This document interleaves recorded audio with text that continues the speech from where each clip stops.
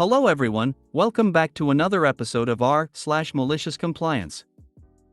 In today's episode, I demand to be put in a seat that is able to recline. Hoa slow kids. Don't want me to cold transfer pissed off customers to the manager? Okay then. Before we get started, make sure to subscribe so you will never miss a video. So let's get started. I demand to be put in a seat that is able to recline. A few years ago, I was on a flight from LA to Singapore, takes 16 plus hours. I'm a tall dude around 6 feet 3 inches, 190 cm, so I don't fit very well in economy class seats. On most planes my knees are often very close or right up against the seat in front of me.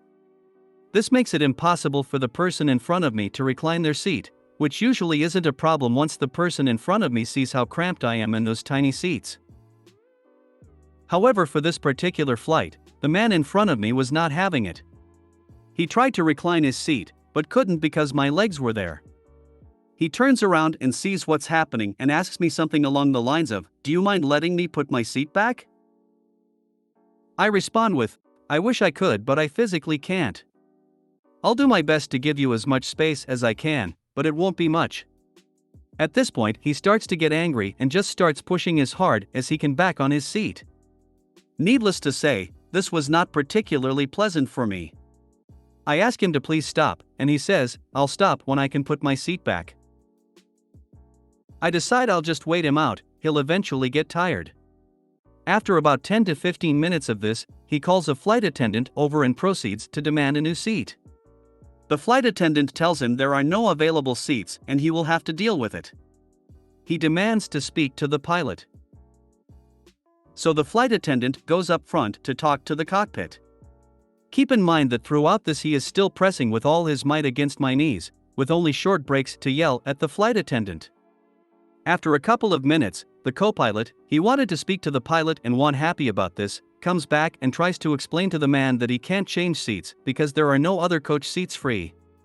The man continues to demand a seat that is able to recline, "Give me an upgrade, this is unacceptable," making a scene, etc. The co-pilot finally gives in and says while looking at the man, "Sir, would you like to sit up in business class?" The man stands up and mutters something similar to, "Finally." To which the co-pilot responds, "Sir, sit down. I wasn't talking to you." He turns to me and repeats, "How would you like a seat in business class?" I have, to this day, never seen someone as furious as the man as I walked past him to my new business class seat, with free drinks. The pilot made the right call. I hope to hell he had a shit-eating grin while saying it and you two giggled all the way to business class. The co-pilot kept his cool pretty well. I definitely had a shit-eating grin big enough for the both of us. Combined with the muffled laughter of the other passengers, it turned out pretty well. Also, happy cake day. My fiancé is 6 feet 9 inches and sends a virtual high five because you understand his pain and got the best revenge he's heard of. Same. My dad is 6 feet 7 inches, and he had one guy who would not give up trying to recline his seat, even after he explained it wasn't physically possible, so he called the flight attendant. My dad explained the situation, and the flight attendant was having none of it. She turned to the guy sitting in front and straight up said, "Sir, what is your problem?" I thought that story was good, but OP's is amazing. Does this guy think the pilot equals manager? Pilot is busy flying the plane, piss off. Planes are a nightmare for basically everyone, and it would be better if people like this were more considerate. I never recline because it barely does anything and potentially makes the person behind me more cramped. The fact that this dude really acted like you should have just popped off your kneecaps so he could have a meager 2-inch recline really rusts my pants. This brings me great joy that the steward did that. The douche deserved it. And a few wet willis coming his way if you ask me. It was the best possible call he could make. It not only solves the problem for the person throwing a fit, but it also doesn't reward throwing a fit. If he upgraded the guy throwing a fit, he'd have as many fits as there was open seats in business class to deal with before takeoff. What airline were you on? I'm 6 feet 2 inches and usually just slide my legs underneath the seat in front of me and have never had issues with someone reclining. Hoa slow kids. I live in an HOA, unfortunately. Our neighbors have taken the liberty of putting up passive-aggressive signs like "slow down, this is a neighborhood, not a racetrack, and drive like your children live here," and the like. I never speed in the neighborhood anyways, I drive like a grandma. I had one of the signposter houses give me the slow down hand sign very aggressively. I was going 20 miles per hour. I didn't slow down. He seemed upset. From now on I've been just slapping my manual transmission into first gear and going 15 to 17 miles per hour in front of his house. This also kicks my RPMs to 5-6K. Much louder and more obnoxious than the 2200 to 2500 I would have been at going 20 in second. He still gives me the slow down sign, but I don't. I'm considering dropping into low 4WD so I can hit 6K RPM going 5 miles per hour in front of his house. Edit, there is also no posted speed sign and I've been passed by maintenance people in golf carts. Hell, I drive the same speed at the bicyclists in the neighborhood. It's not nice to call those kids slow, they can't help it. The kicker. This neighbor doesn't have any kids, fast or slow, living with them.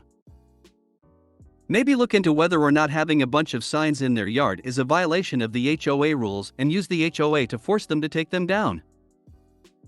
If the HOA didn't okay these signs, call them to have them removed. That should tick neighbor off. Gotta love HOAs. In principle, they are meant to build a healthy, wholesome community. In practice, people use them as weapons against their neighbors. To answer your question, drive 20, be safe, and if you're worried about him blowing the whistle on you, get a dash cam. But don't let his misdirected rage drag down your mental health. He's harboring enough stress on his own, you don't need to help him carry that burden. As a matter of fact, get a dash cam, period. Cheapest insurance against idiots you can have. If there are no posted signs, the speed limit is 25 in residential areas. If she's purposely trying to distract you while you are legally driving, she's breaking the law. File a police report stating that she's regularly trying to distract drivers and you're worried she's going to cause an accident. Check the HOA bylaws. Mine don't allow any signs except a single for sale sign or coming soon sign. Don't want me to cold transfer pissed off customers to the manager? Okay then. I was a technician, working in a lab. My job was to repair car parts for this third-party repair company. The company made such monumentally stupid decisions in a very short span, that over 50% of the call center all quit within 3 days of each other. So, the company started dragging employees from other departments kicking and screaming into the call center. Every day, I'd walk in and ask the building manager, "What's up today? Am I doing my job? Or am I answering phones?" And he'd sigh and say, "Answering phones." Well, I quickly learned what made a lot of the call center quit. You see, at this company, we had a really good warranty policy. Lifetime warranty on the part, regardless of who owns it at any given time. If it has our sticker on it, and the sticker hasn't been defaced, we will service it for free. If you aren't happy with the quality, you can ask for a refund if you were the original person who sent it in for work in the first place. Well, it turned out we were losing money because when stuff would come in for warranty repair, some of the salespeople would grab it, rip our sticker off, throw it in the junk pile, and call the customer saying we couldn't fix it, but we have a perfectly good one here that they can sell at a discount. They did this so much that customers started just asking for refunds instead. We got so many refund requests that the building manager told the call center that we would not be honoring the warranty anymore, but not to tell the customers that. Lead them on. When they ask for a refund, tell them it's being processed and will take up to 6 weeks. 6 weeks from now, when they call asking where their refund was, tell them it was in the wrong stack of paperwork, or there was an error at the bank, whatever excuse you can think of, and tell them it'll be another 6 weeks. Keep doing this until they stop calling. Well, the call center revolted. More than half quit. When I found out this is what happened, I told them they don't want me on the phones, because I will not lie to customers. Building manager said tough shit, till they can hire more people for phones. I'm stuck there. So, when someone called, pissed off that they haven't received their refund, I profusely apologized, let them know I'm sure there is a good explanation, let me get you a manager, and I cold transferred them to the building manager. He'd come back to his desk, find like 30 people on hold in his K. He got pissed, told me to stop cold transferring people. So, I stopped cold transferring people. Every 3 or 4 minutes, I'd let a new customer know I can get them the manager. I transfer them, get up, walk over to the manager's office, and tell the manager, hey, so-and-so from X company is on your line, pissed off that you're refusing to give them a refund. Have fun. Eventually I got pulled into a meeting with him and the CFO, and was told in no uncertain terms that if I continued to do so, I would be fired. I reminded them that the only reason this is happening in the first place is because A, they came up with this shitty plan in the first place. B, they're making me answer phones instead of doing my job. And C, they can't keep anyone, because whenever they hired someone new, the rest of us would fill them in on what's happening, and they would subsequently quit after their first day. In the end, I found a better job, and quit that hellhole, and on my last day, filed a complaint with OSHA, filling them in on all the illegal/dangerous shit they'd make us do in the lab. LOL, nice one, they'd not want me in a call center either, no way would I keep my mouth shut.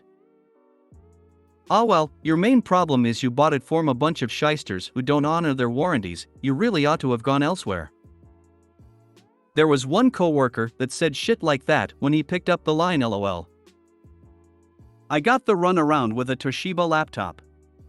I'd foolishly bought the extended warranty, but after sending it in for repair 3 times, one of the call center people admitted they will never try to fix the issue, but let me keep sending it in until the extended warranty expires.